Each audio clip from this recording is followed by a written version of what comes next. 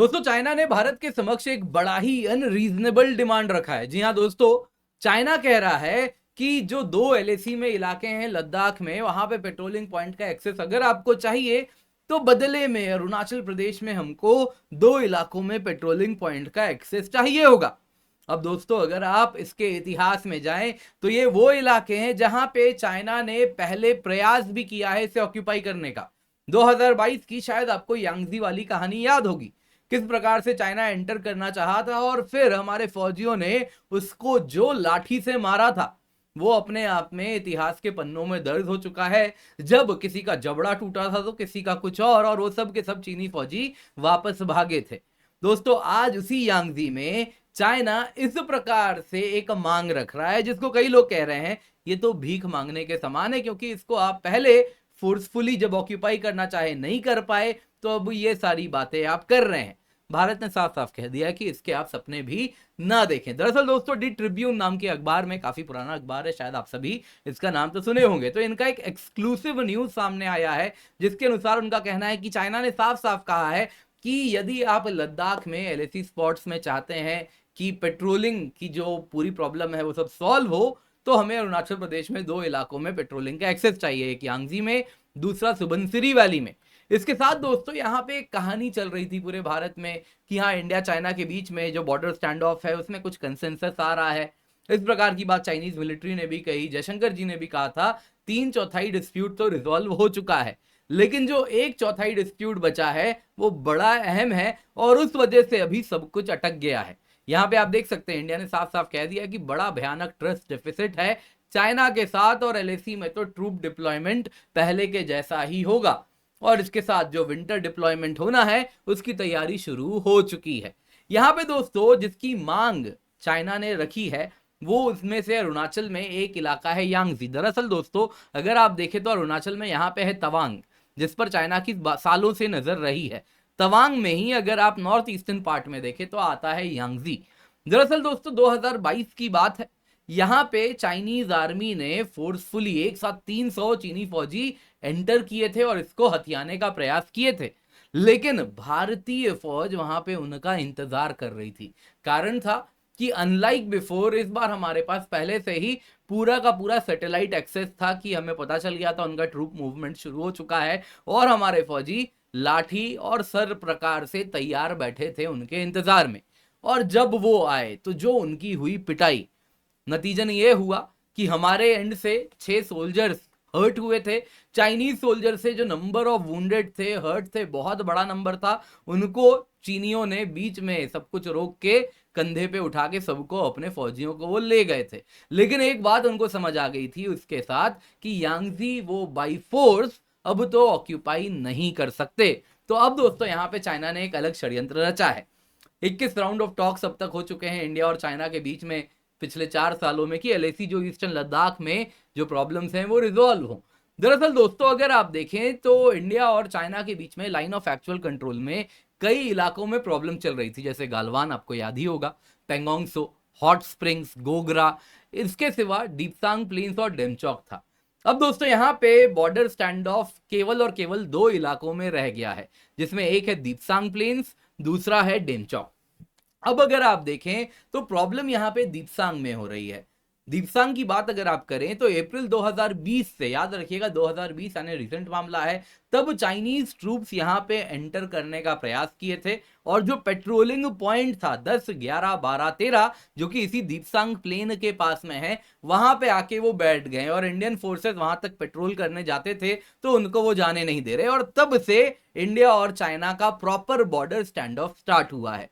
अब यहां पे दोस्तों अगर आप देखें तो दीपसांग बड़ा इंपॉर्टेंट है।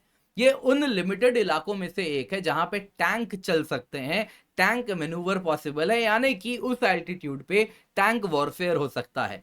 2013 की बात है, तब भी चीनी 19 किलोमीटर अंदर घुस गए थे इसी दीपसांग प्लेन्स में। 21 दिन तक का स्टैंड ऑफ बना रहा था।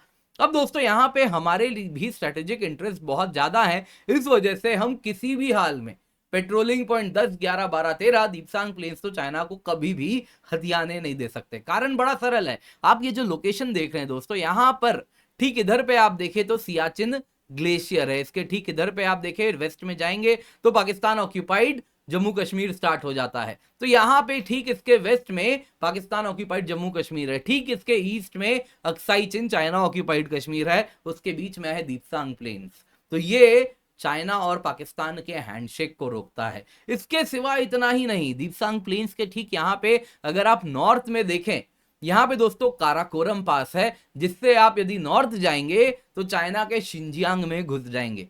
इसके सिवा यहां पे दीपसांग ला भी है, जिससे ईस्ट जाएंगे तो आप अक्साई चिन में भी एंटर कर जाएंगे। तो बड़ा स्ट्रेटेजिक लोकेशन है, किसी भी हालात में हम चाइना को तो ये नहीं लेने दे सकते, और इसीलिए चाइना यहां पे फोर्सफुली बैठा हुआ है और हमारे फौजी भी सामने बंदूक तान के खड़े हैं।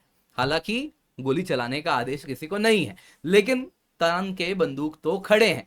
यहां पे दोस्तों अगर आप देखें तो इसीलिए चाइना एक अनरीजनेबल डील लेकर के आया है। वो कह रहा है कि हाँ जी, आपको दीपसांग में पेट्रोलिंग पॉइंट 10, 11, 12, 13 का एक्सेस चाहिए, तो बदले में आप अरुणाचल में हमको 2 पेट्रोलिंग पॉइंट का एक्सेस दे दें। एक उसमें से दोस्तों तवांग में नॉर्थ ईस्टर्न रीजन में यांगसी, जो मैं आपको अभी दिखा रहा हूं, यांगसी में दोस्तों डेडली क्लैश हुआ था दिसंबर 2022 में।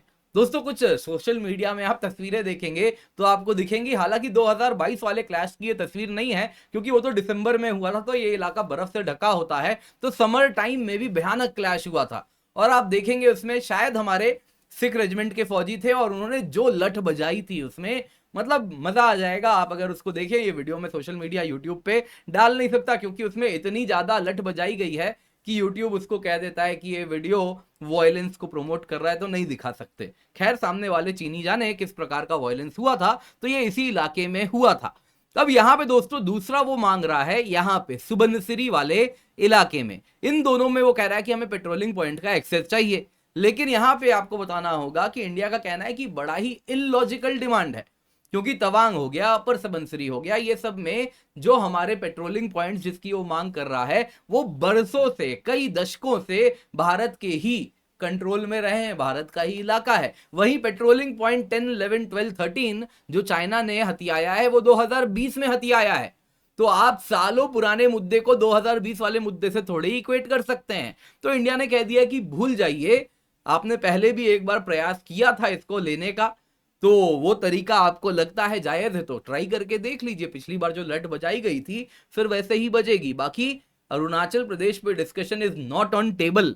यहां पे दोस्तों चाइना डेस्परेटली ट्राई कर रहा है यांगजी को कैप्चर करने का, लेकिन ब्लू ब्लैक जो हुआ था पिछली बार हमारे फौजियों से पिटाई खाने के बाद, अब वो दोबारा इस प्रकार से तो दुस्साहस नहीं कर रहा। तो यहां पे दोस्तों बाई फोर्स तो वो ले नहीं सकता, तो ये सारी चीजें कर रहा है। खैर जो भी है दोस्तों, यहाँ पे इंडिया ने कह दिया ऐसा हो नहीं सकता। इंडियन आर्मी भी यहाँ पे ट्रांजिशन कर रही है समर टू विंटर पोस्टर में, जिसमें विंटर स्टॉकिंग शुरू हो चुकी है कि माल, पानी, खाना, रसद, बारूद, गोला सब कुछ जमा किया जा रहा है। एडिशनल ट्रूप्स भी डिप्लॉय करने होंगे, तो उसके लिए भी तैयारी की जा रही है। वहीं चीनी फौजी अगर आप देखें तो ये सीसीटीवी में, चाइनीज चैनल में, टीवी में इस प्रकार के वीडियो से दिखा रहे हैं गर्व से अपने फौजियों को कि देखो हमारे फौजी लद्दाख में वाले इलाके में, एलएसी में, अक्साई चिन में ऐसे ऑक्सीजन पाइप लेके चल रहे हैं। तो ये ऑक्सीजन सिलेंडर का भी वजन उठाएंगे, इतना भारी जो हमारे फौजी जब लड़ते हैं तो पूरा का पूरा उनका ऑलरेडी अगर आप देखें तो बुलेट प्रूफ वेस्ट से लेके उनके पास पूरा का पूरा बैग होता है, दुनिया भर की चीजें होती हैं, भारी वेपन्स होते हैं, साइड आर्म होता है, दुनिया भर की चीजें होती हैं। उसके साथ साथ अब ये ऑक्सीजन सिलेंडर लेके भी चलेंगे, और जब लड़ाई होगी तो मालूम होगा क्या हमें उड़ाना है।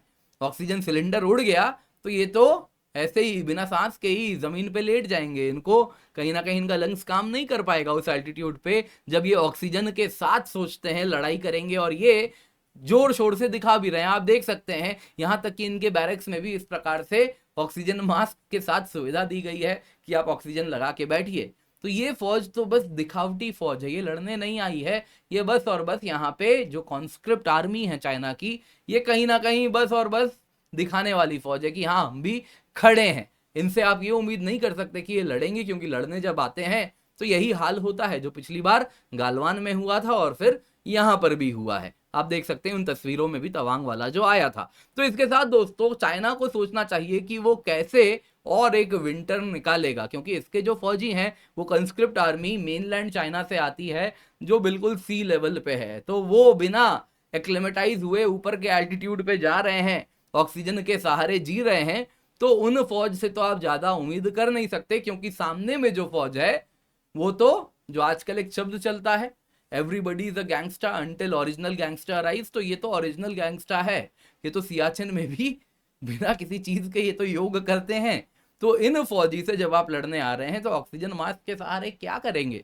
तो चाइना सोचे उसको और एक विंटर कैसे बिताना है, भारत तो यहाँ तैयारी कर चुका है। बाकी Arunachal Pradesh by force occupy करने का प्रयास किया, तो अब यदि if they are begging for it, तो इंडिया बेग करने पे भी उसको देने तो नहीं वाला। ये बात भी उनको अच्छे से समझ आ गई होगी। बाकी अगर वो ओवर स्मार्ट बन रहे हैं कि पेट्रोलिंग पॉइंट 10, 11, 12, 13 का एक्सेस नहीं देंगे, और इसलिए ऐसा अनरीजनेबल डिमांड यदि रख रहे हैं, तो वो भी इंडिया समझ रहा है। ऐसी बात नहीं है कि वी डोंट नो इट।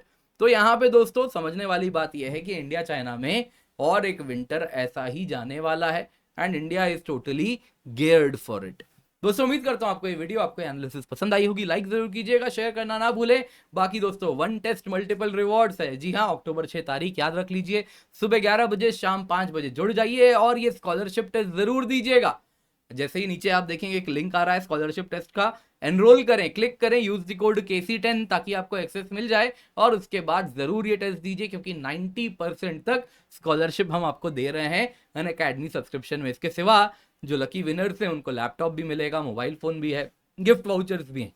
इसके सिवा यूपीएससी सीएससी सब्सक्रिप्शन आपके लिए हम लाए 29,999 रुपए में, जिसमें complete GS, CSAT, prelims test series, mains test series with evaluation मिलता है। सारे बैचेस का एक्सेस मिल जाएगा। एक बार यदि आप एनरोल कर लेते हैं तो आप इंग्लिश में देखिए, हिंदी में देखिए, इंग्लिश में देखिए, जिन फैकल्टी का कोर्स यूपीएससी सीएससी में देखना है आप देख सकते हैं। इसके सिवा इजी EMI ऑप्शंस भी हैं, तो इनका फायदा उठाइए। नंबर है, इस पर आप कॉल करें 5 बार 85 85 85 85 85 85। KC10 कोड का इस्तेमाल करें, जरूर जुड़ें। इसके सिवा मेरा करंट अफेयर्स का कोर्स है, हफ्ते भर का करंट अफेयर्स हम बस 2 दिन में कवर करते हैं। क्या प्रीलिम्स क्या मेंस, आपको हर प्रकार से मैं यहाँ पे तैयार कर रहा हूँ। बहुत ही कॉम्प्रिहेंसिव कोर्स है, आप निश्चिंत होकर जुड़ जाएं, क्योंकि ये कोर्स में अगर आप इसका हिस्सा बनते हैं तो आपकी प्रीलिम्स, आपकी मेंस की तैयारी आसान होने वाली है। इसके सिवा दोस्तों हमारे अन्य बैचेस भी हैं, इनका हिस्सा आप अवश्य बने। आप देख सकते हैं लिबर्टी, पाथवे, आरम, अन्य बैचेस हैं, ये सारे बैचेस आपके लिए अवेलेबल हैं। तो यूज द कोड KC10, इनका फायदा उठाएं और जरूर टाइमली आप जुड़ जाएं।